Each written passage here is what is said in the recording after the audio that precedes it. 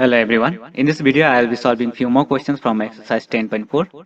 Question number 1 and 2 we have already done, and I have taken here question number 3. And the question is, if a unit vector A makes an angle pi by 3 with I, pi by 4 with J, and an acute angle theta with K, then find theta and hence components of A. So here, according to the question, we have to find the three components of A vector and the theta. So let us denote the three components of A vector by A1, A2, A3, so that we can write A vector equals to A1I plus A2J plus A3K. Now here in the question, angle is given. So this vector A makes an angle pi by 3 with I. So here we use the formula related to direction cosine. From the formula direction cosine, cos alpha equals to x component of A vector divided by the magnitude of A vector. So here x component is A1, so A1 by magnitude of A vector. So this alpha, which is the angle, is given pi by 3. So replacing the value here, cos alpha is pi by 3 equals to A1 by this A vector is a unit vector, is already given in the question. So unit vector means its magnitude will be 1. So from here we will get A1 equals to 1 by 2. Now similarly, beta value is pi by 4. Then cos beta equals to y component is A2 divided by magnitude of A vector. So this beta equals to pi by 4. So replacing the value here, cos pi by 4 equals to A2 by 1. So cos pi by 4, which is cos 45 degree, is 1 by root 2. Therefore A2 equals to 1 by root 2. Now similarly, the third angle is not given, but here it is said that it is an acute angle theta. So cos gamma equals to A3 by magnitude of A vector. So gamma here is theta, and replacing the value we will get A3 equals to cos theta. Now in the question it is said that A vector is a unit vector, so its magnitude will be 1. The formula for the magnitude of A vector is given by under root A1 square plus A2 square plus A3 square. So right hand side there is 1. Now here we put the value of A1, A2 and A3 which we have obtained earlier. So A1 is 1 by 2, A2 is 1 by root 2 and A3 is cos theta. So after replacing the value and taking this square root symbol to the right hand side, it will be square. And after simplification here, we will get cos square theta equals to 1 by 4. So this 1 by 4 can be rewritten as 1 by 2 whole square, and the square from right hand side and this square will get cancelled, and then we will get cos theta equals to 1 by 2. But in the right hand side there is 1 by 2. So in terms of angle, so cos 60 degree is half. So in place of 1 by 2 we can write cos 60 degree. So 60 degree is pi by 3. So in the left hand side cos theta, in the right hand side instead of this half we can write cos pi by 3. So which means half only. So while comparing the angle here, we get theta equals to pi by 3. So we have got the value for theta and the value for the three components also. So we can write the answer. Hence theta equals to pi by 3. So which we have obtained here. And the three components of A vector is A1 is 1 by 2 and A2 we have got 1 by root 2. And if you put theta equals to pi by 3 in that A3 equation, cos pi by 3 equals to A3, then A3 will be 1 by 2. So this is the answer for question number 3. Question number 4 and 5 we have already done, and now question number 6. Given that the dot product of A with B equals to 0 and cross product of A with B equals to 0 vector, what can you conclude about the vectors A and vector B? So these are the two given. Now first let us analyze A dot B equals to 0.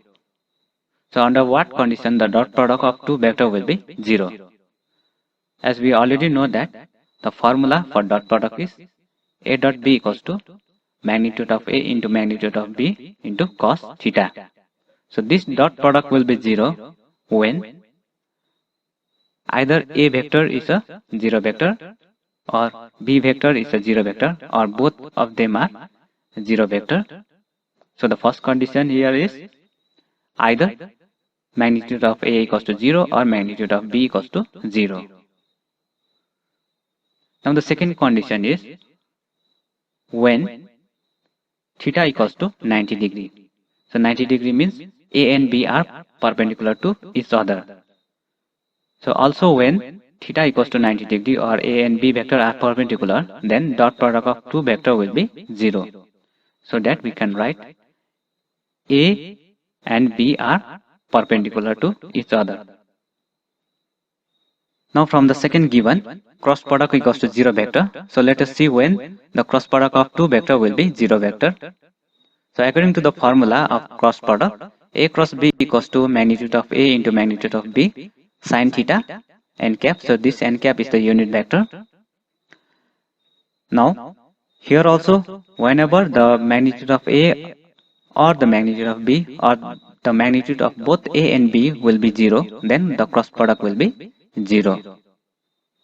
So the first we can write here is either magnitude of A equals to 0 or magnitude of B equals to 0, then cross product will be 0 vector. And the second here, there is a sin theta. So whenever theta equals to 0 degree, that means sin 0 is 0. So at that time also the cross product will be 0. The angle between A and B is 0 degree. So that means they are parallel to each other. The second is when A vector and B vector are parallel to each other, then also the cross product will be 0 vector because the angle between them is 0 and sin theta will be 0. Now the contradiction part that we can see here is from dot product we get A and B vector are perpendicular, and from the cross product we get A and B are parallel vector. But A and B vector cannot be parallel and perpendicular at the same time. So this second point is rejected. Now the valid reason will be either magnitude of A equals to 0 or magnitude of B equals to 0. Now let me solve question number 8, and the question is if either A vector equals to 0 vector or B vector equals to 0 vector, then the cross product of A with B will be 0 vector. Is the converse true? Justify your answer with an example. So according to question, if either of A or B is a 0 vector, then the cross product of A with B will be 0 vector. But here we need to justify whether the opposite of this statement is true or not. So that means if the cross product between the two vector is 0 vector, then that implies whether the A vector will be 0 or B vector will be always 0 or not. So let us start with A cross B equals to 0 vector. Now the formula related to the cross product is A cross B equals to magnitude of A into magnitude of B sin theta, and this is a unit vector. Now when theta equals to 0 degree, then the cross product will be 0 because sin 0 is 0, so right hand side will be 0 and A cross B will be 0. So theta equals to 0 means the A and B vector will be parallel to each other. So here we need to write two parallel vectors which are non-zero vectors. So let me write any two parallel vectors as A equals to I plus J plus K and B equals to 2I plus 2J plus 2K. So to write any two parallel vectors, so first we assume any vector like A equals to I plus J plus K, and there in the right hand side we multiply by any number like 2, 3, 4. After multiplying we will get another vector. That vector will be parallel to the previous vector. So these A and B vectors are parallel. we try to find the cross product between A and B, whether it will be zero vector or not. The cross product between A and B will be here I, j, k, then the scalar component of A, so which is 1, 1, 1, and the scalar component of B, which are 2, 2, and 2. Then after simplification here, 2 minus 2, 2 minus 2, 2 minus 2. So it will be 0 vector. Now, we're gonna prove whether the magnitude of A vector or magnitude of B vector is 0 or not. So our A is here. So magnitude of A will be under root this 1 square plus 1 square plus 1 square. So which is under root 3. So this implies that A vector is not a 0 vector because here we have got non-zero magnitude of A. And similarly we find the magnitude of B vector. So magnitude of B vector is under root 2 square plus 2 square plus 2 square, which is under root 12. So this is also not 0. So this implies that B vector is also not 0 vector. So from here what we can conclude is that even though the cross product between A and B is 0, but it always not possible that A vector and B vector will be a 0 vector. Hence, the converse of the given statement need not be true. So this is how we solve question number 8. Now let me solve this question number 9. The question is find the area of the triangle whose vertices are A 1, 1, 2, B 2, 3, 5 and C 1, 5, 5.